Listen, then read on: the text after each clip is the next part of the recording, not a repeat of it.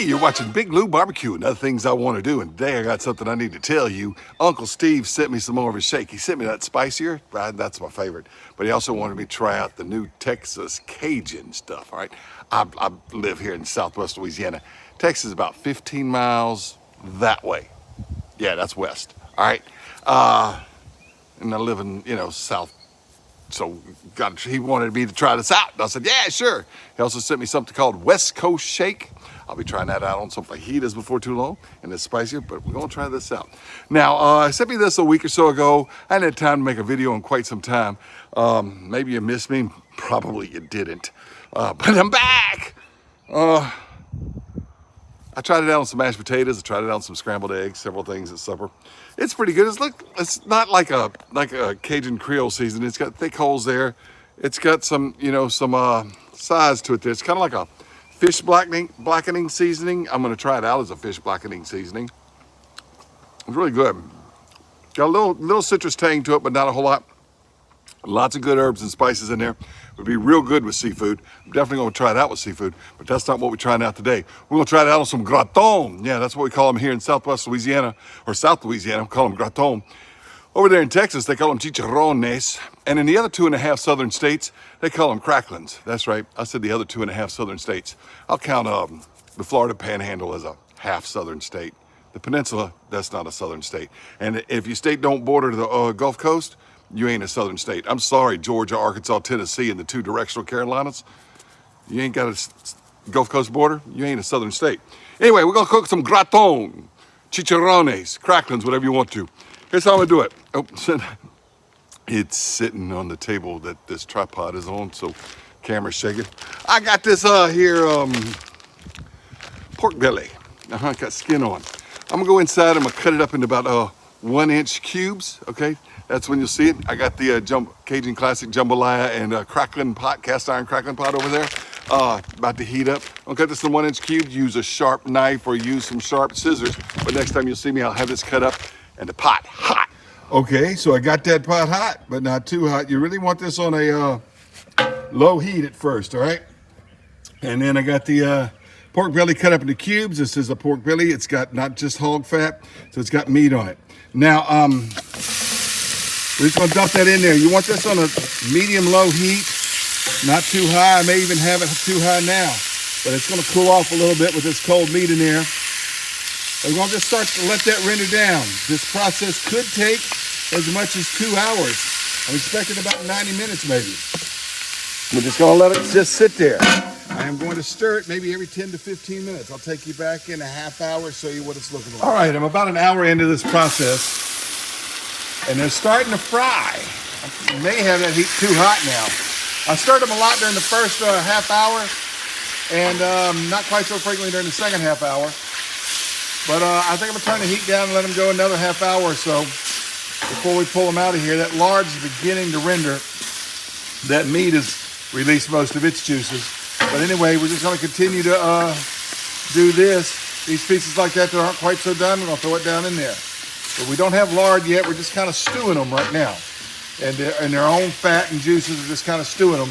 Then we're gonna pull them out and heat the lard up and then fry them. Okay, I'm about 90 minutes in. Now, can you hear that popping in there?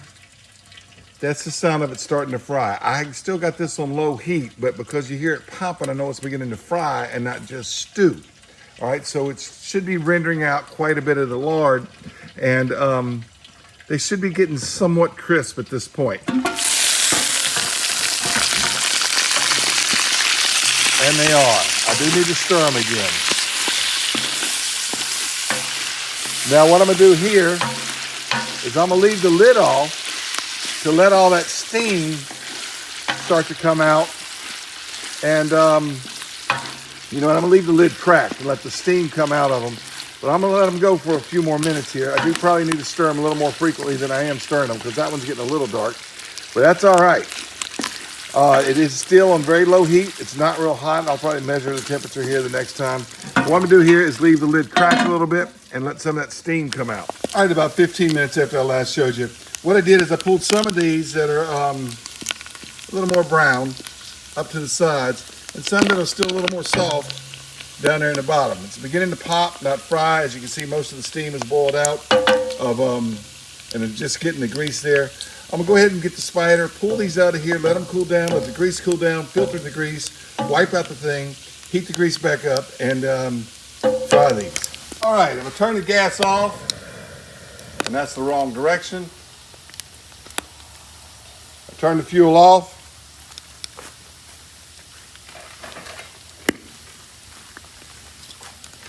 What I'm gonna do now is grab this spider. I'm gonna put them on this metal pan with parchment paper. You can put them on cardboard, like a cardboard box, that'll work, whatever. Just gonna pull them out, and you see they're still jiggly, right? They're not crisp yet, but we got a good bit of that lard rendered out of them. They're well cooked. They've been in here about 2 hours, a little over 2 hours actually. And like I said, you may see videos where they talk about it being 8 hours. Well, if you're doing a whole hog, it's gonna be about 8 hours, depending on how much you do. The more you do, the longer it's gonna take. It's just one little pork belly. Doesn't take that long, but it only renders, a plate full of cracklins. So if I was cooking them for, a bunch to sell at a cracklin house or a restaurant or something, yeah, it would take a long, long time. So those are gonna cool. Gonna let that grease cool. Now what I'm gonna do, once it cools a little bit, I've got this filter funnel. It's got a filter through there. I use this for turkey fry and stuff like that. And I'm gonna, not till it gets hard, but just enough, and I'm gonna ladle it out into this mason jar like this, and then I'm gonna wipe the bottom of the pot out so all that fond on the bottom isn't there, and heat the grease back up, fry these pretty hot. All right, I let it cool down to about 150 degrees or so. Got that ladle it through the, and you can see all the stuff that it trapped in the bottom of that filter funnel there. I may have to add a little bit more lard. That might be enough to get it done. I might add a little bit more. I'll let you know if I do. What I'm gonna do now, you see all this stuff on the bottom? All that black stuff? I'm gonna get the paper towel and wipe that all out of there, get that out of there, put the lard back in, the filtered lard, heat it up real hot, like 375, 400 degrees, and drop those back in there and pop them. That way you don't break your teeth so much on them when you eat them. All right, so I got that pot clean and dry. I'm gonna pour in that lard that we just rendered out. That's gonna go in there. And I think I wanna add a little bit more. So I've got this that I made for some pork fat from a pork butt that I cooked recently. And what I'm gonna do with it is I'm gonna go ahead and just get it and just add some of it. Maybe all of it. Come on out of there. Well, you see what I'm doing. I'll struggle off camera. Well, I did struggle with that silicone spoon. I don't know why I didn't think of this a minute ago. But I got a Le Petit Roux. This is a Cajun Classic roux spoon here, and or Macware rather. It's a Macware brand. And it's for getting roux and lard out of jars, and I just get it on out of there like that. Come on now. Come on. Yeah, there we go. Yeah, and I'm gonna have plenty now. So I'm gonna heat this up to about 375, 400 degrees. PDH if you want to be accurate. That stands for pretty darn hot, all right? And we're gonna drop those crackers back in there and pop them. Get that skin to release. All right, see you when it's hot.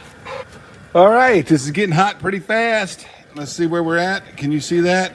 335, we're getting there. It's climbing quickly, so it's gonna be above 350 here pretty darn quick. And I'm gonna go ahead and get the cracklins ready to dump in there. You do want it around like 375 or 400. So we're getting close though. All right, it's hot, they're going in. Just like that. So I'm gonna grease off that paper. Get them all down in there and get them all popping. Woo, watch your eyes.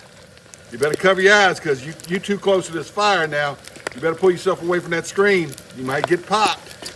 We're gonna let them sit there, and really when they start floating and all, they're gonna kind of be done. And I'm gonna turn the fire down a little bit because I don't want the temperature to climb much over 400. But we're gonna let them go in that hot grease right like that. Stir them a little bit. Okay, the skin's starting to blister on a lot of these. Some of these are a little bit more done than others. And like that one right there, that's pretty much done. And I can see the skin's blistered on it. I've got this little basket I'm gonna put on the side. And I'm gonna put those that are done in the basket, let them sit there and cool off, and let the others go down here and continue to cook.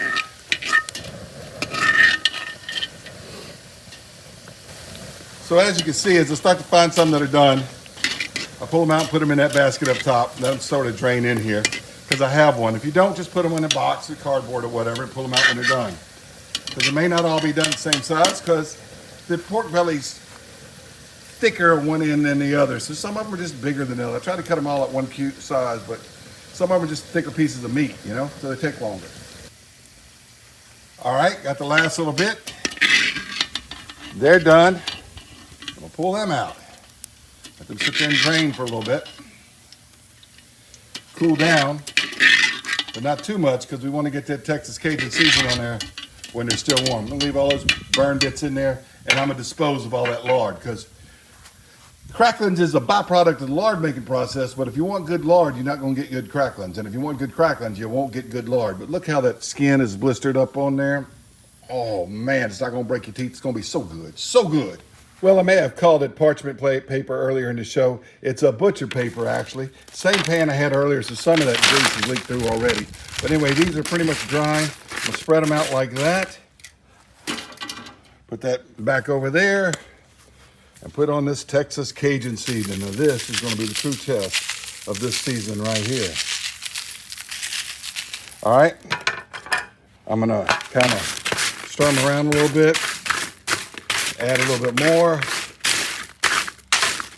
Probably should have put them in a bag and shook them up. That would be the best thing.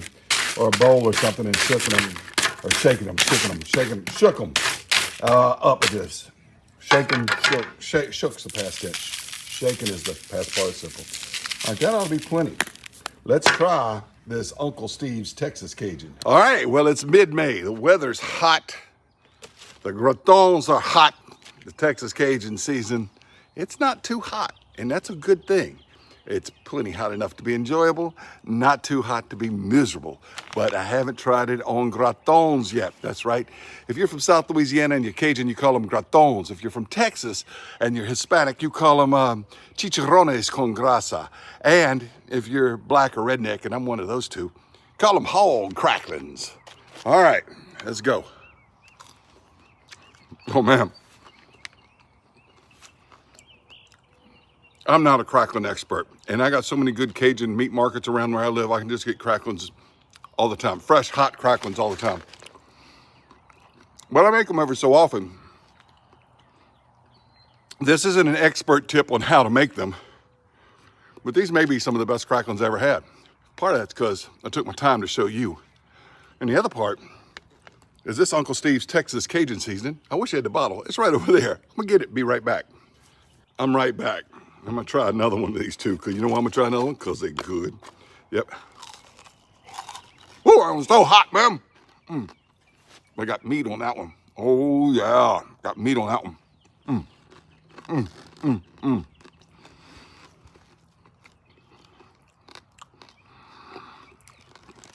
I'll finish that one in a minute. Got to talk to you. Look, there's a lot of things you can do with a pork belly. You can make bacon out of it. You can cut it up like that and make burnt ends out of it. Sure is good making hog cracklins. Gratons, or chicharones con grasa. That means pork skins with fat. And, you know, if it's just chicharones sin grasa, that's the ones, that's like the pork rinds without the fat. All right, I know that because I speak Spanish. I don't speak a whole lot of Cajun French, but I speak Spanish. But I can say this. Graton, c'est bon. The cracklins are good. Chicharones con grasas son buenos, son que ricos. The chicharones, the cracklins, they're good. All right. Uncle Steve's Texas Cajun. Uncle Steve, thank you for trusting me with your seasonings. As a YouTuber, I get a chance to try a lot of different seasonings, promoted a lot of different seasonings. I won't promote them if I don't like them. I like Uncle Steve's stuff, I really do. And this Texas Cajun, that's a winner. Maybe if you're gonna put it on cracklins, you might want to add a little bit of salt. But it was good on the mashed potatoes just as it was. I think this will be excellent as a fish blackening seasoning, just as it is. But it's really good. It's good on those cracklins. Thanks for watching Big Lou Barbecue.